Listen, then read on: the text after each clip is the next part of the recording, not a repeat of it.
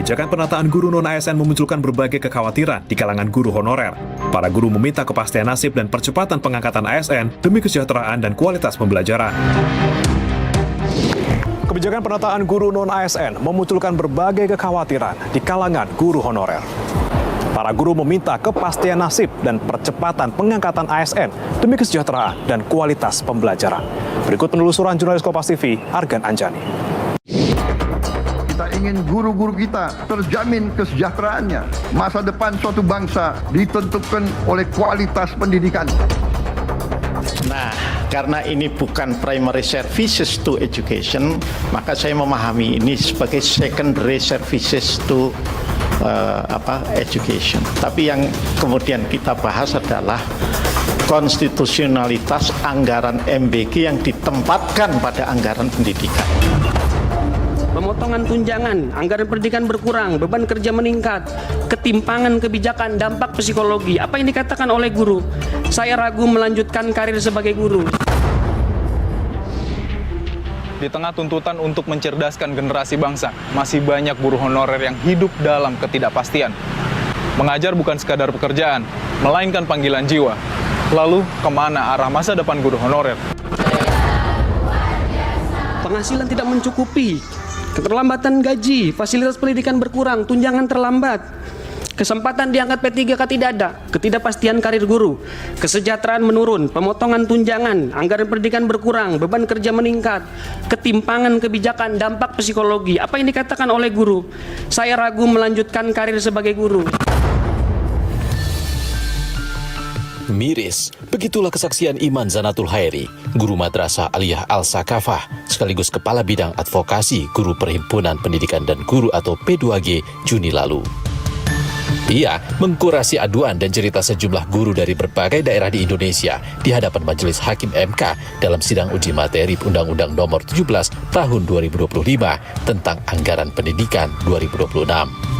Ungkapan Iman itu merupakan cermin kegelisahan guru honorer di berbagai daerah yang dibayangi ketidakpastian masa depan. Di tengah berbagai ketidakpastian itu, pemerintah melalui Surat Edaran Menteri Pendidikan Dasar dan Menengah atau Mendikdasmen Nomor 7 Tahun 2026 menyatakan istilah guru honorer tidak lagi digunakan dalam regulasi mulai tahun 2027. Kebijakan ini pun menambah kegelisahan guru yang masih berstatus honorer atau non-ASN, terutama terkait kejelasan status, kesejahteraan, dan kelanjutan karir mereka. Lina Wahyuni, perempuan 29 tahun asal Cirebon, Jawa Barat, menjadi salah satu guru yang merasakan kekhawatiran atas penghapusan status guru honorer. Ia mengaku terpanggil menjadi tenaga pendidik karena keinginan mengabdi di dunia pendidikan. Lina menyelesaikan pendidikannya di jurusan bimbingan konseling pada tahun 2020. Jadi kan saya itu kan lulus kuliah tahun 2020 dengan jurusan bimbingan konseling Islam yang notabene itu bukan jurusan pendidikan. Tapi kemudian orang tua berharap anaknya menjadi guru. Meski tidak langsung mendapatkan kesempatan menjadi guru, Lina berupaya mengikuti program pendidikan profesi atau PPG dari Kementerian Pendidikan Dasar dan Menengah. Perempuan yang kini tengah mengandung anak pertamanya ini akhirnya mendapatkan kesempatan menjadi guru pada pertengahan tahun 2025 dan resmi menjadi guru honorer di SMP Negeri 2 Palimanan yang berlokasi tak jauh dari rumahnya. Di tengah kebahagiaannya menjadi guru, Lina masih menyimpan kesedihan. Hampir 1 tahun mengajar, ia mengaku belum pernah menerima gaji sekalipun. Meski demikian, Lina menyadari kondisi tersebut merupakan kesepakatan dengan pemerintah setempat karena belum tersedia alokasi dana untuk guru honorer. Ya, sebetulnya kita dari awal sudah ada kesepakatan sama pihak sekolah, sudah diberitahu karena memang peraturan dari pemerintah daerah Kabupaten Cirebon itu untuk guru honorer itu tidak diberikan upah. Jadi ya sama ini tidak diberikan upah atau gaji. Untuk memenuhi kebutuhan sehari-hari, Lina mengandalkan penghasilan suaminya yang bekerja sebagai buruh angkut. Belum lama mengabdi sebagai guru honorer, Lina kembali dihantui rasa khawatir. Pasalnya, berdasarkan surat edaran Menteri Pendidikan Dasar dan Menengah atau Mendikdasmen nomor 7 tahun 2026, penugasan guru non-ASN pada satuan pendidikan pemerintah daerah dibatasi hingga 31 Desember 2026. Agak sedih ya gitu kalau misalkan ini kalau ia diberhentikan bagaimana anak-anak nantinya gitu. Karena ya memang di SMP 2 Palimanan itu memang sangat membutuhkan guru BK gitu. Lina berharap pemerintah tetap berpihak pada guru honorer agar mereka masih dapat mengajar dan mendapat jaminan kesejahteraan. Sementara itu, Direktur Jenderal Guru dan Tenaga Kependidikan Kemendikdasmen Nunuk Suryadi menegaskan terbitnya surat edaran terbaru terkait penataan tenaga pendidik non-ASN bukan untuk menghentikan keberadaan guru honorer. Nunuk menyebut guru honorer masih dibutuhkan selama proses pembelajaran berlangsung dan kebutuhan tenaga pengajar belum terpenuhi. Lalu mengapa SE ini terbit nomor 7 tahun 2026? Karena sebenarnya diterbitkannya SE ini ada 3 tujuan. Yang pertama, menjamin pembelajaran tetap berjalan, memberikan kepastian penugasan kepada guru, dan menjadi landasan bagi Pemda dalam menggaji guru. Paling tidak ini menjadi landasan masa transisi untuk tetap memperkerjakan guru non-ASN itu, karena memang sejatinya keberadaan mereka masih dibutuhkan.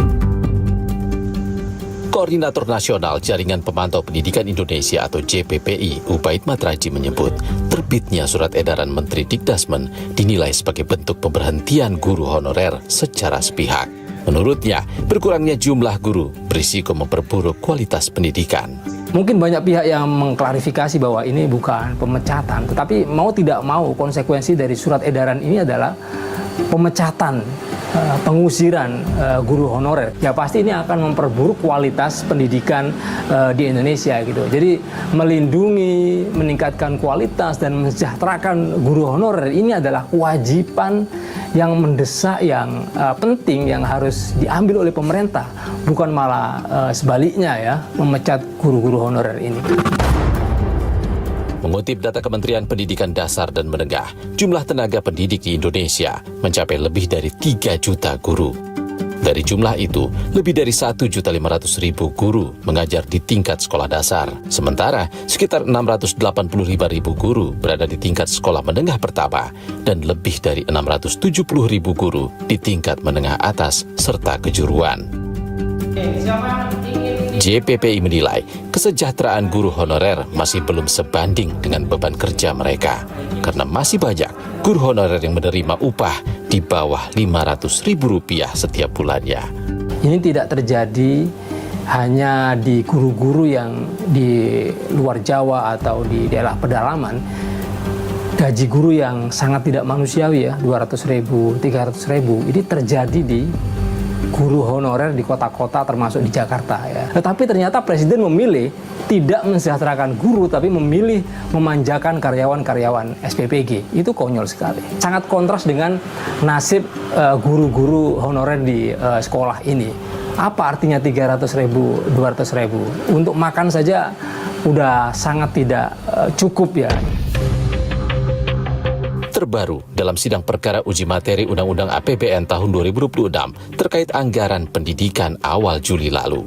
Majelis Hakim MK menyoroti ketimpangan prioritas anggaran di tengah fakta lapangan mengenai kondisi ekonomi tenaga pendidik yang masih memprihatinkan. Nah, karena ini bukan primary services to education, maka saya memahami ini sebagai secondary services to education, ya, lebih ke sana. Pertanyaan klasiknya kemudian, ya, apakah kemudian katakanlah kita tidak mempersoalkan konstitusionalitas MBG-nya, ya, tapi yang kemudian kita bahas adalah konstitusionalitas anggaran MBG yang ditempatkan pada anggaran pendidikan, sebuah program yang statusnya adalah secondary, ya, to secondary services to education, ya, itu dipenuhi, sementara yang primary services itu masih banyak yang belum dipenuhi.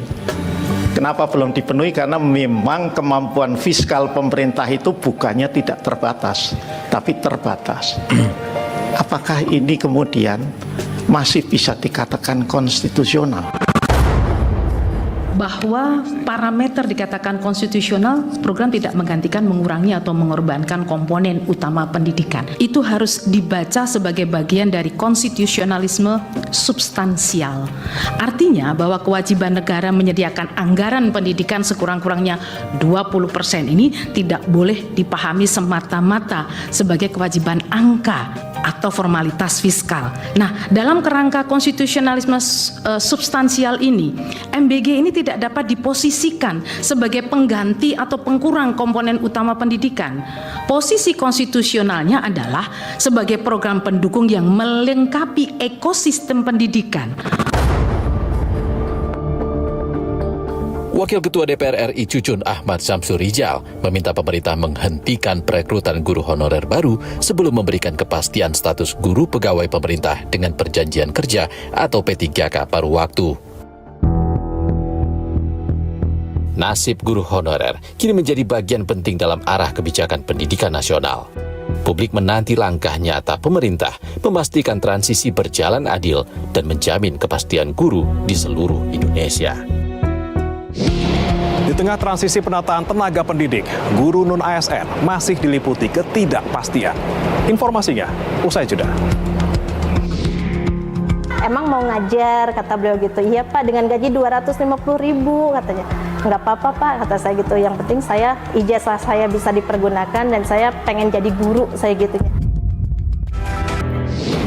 Di tengah masa transisi kebijakan penataan tenaga pendidik, ketidakpastian masa depan masih dirasakan oleh guru non-ASN. Namun pengabdian bertahun-tahun dan penghasilan yang terbatas tidak menghalangi guru honorer untuk terus mendidik dan mencerdaskan generasi bangsa.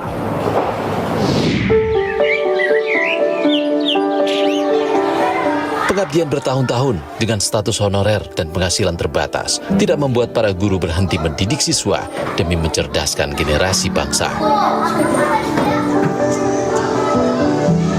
Perjalanan panjang, Anita Nurmayuningsih, guru berstatus pegawai pemerintah dengan perjanjian kerja atau P3K penuh waktu di Kabupaten Tangerang, Banten, bukanlah hal yang mudah.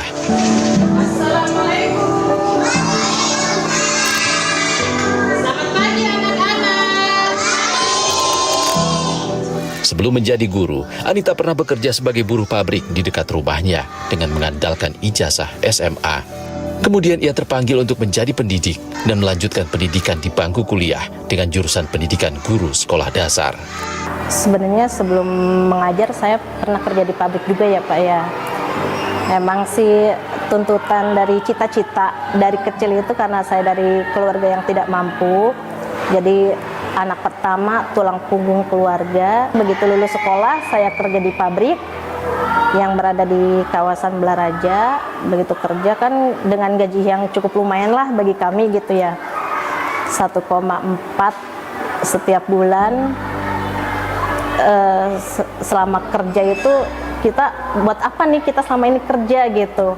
Akhirnya saya pribadi memutuskan untuk sambil kuliah, jadi kerja sambil kuliah gitu. Walaupun pendapatan ke orang tua berkurang, karena tadi kan biaya itu kan separuhnya untuk kuliah. Kuliah D2, PGSD. Pada tahun 2006, Anita memutuskan banting setir dari buruh pabrik berupah UMR menjadi guru honorer dengan penghasilan sekitar Rp250.000 saat itu. Anita menganggap profesi guru bukan sekadar pekerjaan, melainkan panggilan hati. Saya hidup dari keluarga yang tidak mampu gitu. Pada waktu itu kan kami kan bayar SPP ya. Jadi itulah yang bikin hati saya, ya kalau saya jadi guru adik-adik saya nggak harus bayaran gitu. Pas kebetulan yang saya ajak ngobrol itu beliau menjabat sebagai kepala sekolah. Ditanyalah oleh beliau, emang mau ngajar, kata beliau gitu. Iya Pak, dengan gaji 250.000 katanya. Nggak apa-apa Pak, kata saya gitu. Yang penting saya ijazah saya bisa dipergunakan dan saya pengen jadi guru, saya gitunya. Hasil menjadi guru honorer tidak mencukupi untuk memenuhi kebutuhan sehari-hari. Saat itu, Anita sempat membuka toko kelontong di rumahnya untuk menambah penghasilan keluarga. Penantian yang dinanti akhirnya tiba pada tahun 2023. Setelah 17 tahun mengabdi sebagai guru honorer, Anita lolos seleksi pengangkatan menjadi pegawai pemerintah dengan perjanjian kerja atau P3K penuh waktu yang diselenggarakan Kementerian Pendidikan Dasar dan Menengah. Anita pun mendapat gaji 2,9 juta rupiah per bulan dan berharap pemerintah dapat segera mengangkat seluruh guru honorer menjadi pegawai pemerintah dengan perjanjian kerja atau P3K. Alhamdulillah ya Pak ya, sujud syukur saya. Setiap ujian, terkadang kan saya ke anak, doakan mama ya, mau ujian supaya mama punya gaji. Terus anak, kok mama tanya, ujian melulu kapan lulusnya? Ya mudah-mudahan aja mama punya gaji kayak guru-guru yang lain, kayak saudara-saudara kamu yang sudah pegawai negeri. Kan selama ini kan gaji mama cuma sekian. Doakan mama ya mudah-mudahan mama lulus, mudah-mudahan mama punya gaji. Cuma kan saya memberi ke anak juga bukan PNS ya, cuma punya gaji aja gitu ya. Mudah-mudahan mama punya gaji, ya kamu mau apa aja mama penuhi. Ya mudah-mudahan aja pemerintah membuka hatinya untuk mengangkat teman-teman saya, teman-teman kita semua, rekan-rekan saya yang masih di luar sana yang belum berstatus P3K. Dalam rapat bersama Komisi 10 di Gedung DPR RI pada 19 Mei, Kementerian Pendidikan Dasar dan Menengah menyampaikan, terbitnya Surat Edaran Menteri Dikdasmen Nomor 7 Tahun 2026 juga menjamin peningkatan kualitas tenaga pendidik, baik guru yang sudah terdaftar di data pokok pendidikan maupun yang masih berstatus non-ASN. Pemerintah juga berkomitmen memberikan dukungan bagi guru non-ASN yang belum memiliki sertifikat pendidik melalui program-program strategis. Guru yang belum S1 juga yang tercatat di Dapodik jumlahnya 34.240. Inilah yang nanti akan diberikan bantuan biaya untuk pendidikan untuk menuntaskan kualifikasi S1 di 4-nya dengan kebijakan yang sekarang sedang diimplementasikan, yaitu PKA atau peningkatan kualifikasi akademik S1 di 4 dengan skema rekognisi pengalaman lampau. Sedangkan masih terdapat di antara mereka ada 65.000 yang belum bersertik tadi, yang belum bersertik 65.191.000 yang akan diikutkan dalam pendidikan profesi guru tertentu. Berdasarkan Surat Edaran Nomor 7 Tahun 2026, Kemendikdasmen menyampaikan bahwa kebijakan tersebut juga bertujuan meningkatkan kesejahteraan guru non-ASN. Guru non-ASN atau honorer yang terdaftar dalam Dapodik atau memiliki sertifikat pendidik akan mendapatkan tunjangan sekitar 2 juta rupiah per bulan. Sedangkan bagi guru yang belum memiliki sertifikat pendidik akan menerima tunjangan sekitar 400.000 rupiah setiap bulannya. Di sisi lain, dalam rapat kerja bersama Komisi 8 DPR RI 30 Juni lalu, Menteri Agama Nasaruddin Umar menyebut pemerintah menyiapkan 2 skema untuk menyelesaikan persoalan guru non-ASN di lingkungan Kementerian Agama. Selain mengusulkan pemberian insentif bagi guru yang belum diangkat, pemerintah juga akan memprioritaskan 18.000 guru honorer pada formasi ASN mendatang. Koordinator Nasional Jaringan Pemantau Pendidikan Indonesia Ubaid Matraji menegaskan, pemerintah harus segera memperbaiki kualitas dan distribusi guru secara menyeluruh ke seluruh pelosok Nusantara. Tentu peningkatan kualitas manusia ini harus diperbaiki. Jadi langkah yang paling tepat adalah berapa jumlah guru yang dibutuhkan oleh sekolah-sekolah di Indonesia. Itu harus dihitung ya, kemudian distribusinya bagaimana, apa yang dibiayai oleh APBN, apa yang perlu disupport oleh APBD gitu. Nah, ketika itu sudah terpenuhi ya, ada kita butuh guru berapa, lokasinya di mana, sekolah mana saja yang dilibatkan. Tentu ini lebih tepat sasaran, sehingga anggaran pendidikan baik yang bersumber dari APBN maupun APBD ini berpihak pada peningkatan kualitas guru, kesejahteraan guru, dan otomatis ini akan meningkatkan kualitas pendidikan di Indonesia. JPPI menilai pemerintah masih belum optimal meningkatkan kualitas guru dan pendidikan. Padahal anggaran pendidikan yang mencapai lebih dari 700 triliun rupiah dianggap sudah besar dan seharusnya dapat dimaksimalkan untuk memenuhi kebutuhan dasar pendidikan. Dari sisi fiskal ya, baik kemampuan APBN maupun APBD. Sebenarnya kita punya anggaran pendidikan yang cukup besar sekali ya, lebih dari 700 triliun. Itu kalau dikelola untuk kebutuhan dasar pendidikan itu berlebih ya. Termasuk untuk meningkatkan kualitas guru, mensejahterakan guru, itu kita berlebih dengan dana lebih dari 700 triliun. Itu baru dari APBN, belum dari APBD gitu. Tetapi kan fokus kemudian prioritas pada guru ini pemerintah tidak mau. Wakil Ketua Komisi 10 DPR Lalu Hadrian Irvani juga mendorong pemerintah untuk mengambil alih tata kelola guru ke tingkat pusat karena tekanan fiskal pemerintah daerah dinilai tidak mampu menggaji guru non-ASN. Ya, salah satunya itu bahwa pemerintah daerah kita hari ini dengan tekanan fiskal yang mereka hadapi tentu tidak akan mampu, tidak akan kuat untuk menggaji guru. Sementara kebutuhan guru di daerah masing-masing itu sangat luar biasa sekali jumlahnya. Agar guru-guru kita tidak lagi terlibat politik praktis, agar guru-guru kita lebih profesional, kemudian mulai dari rekrutmen, mutasi, kemudian pemberian reward kepada yang berprestasi, tentu ada mekanisme yang benar.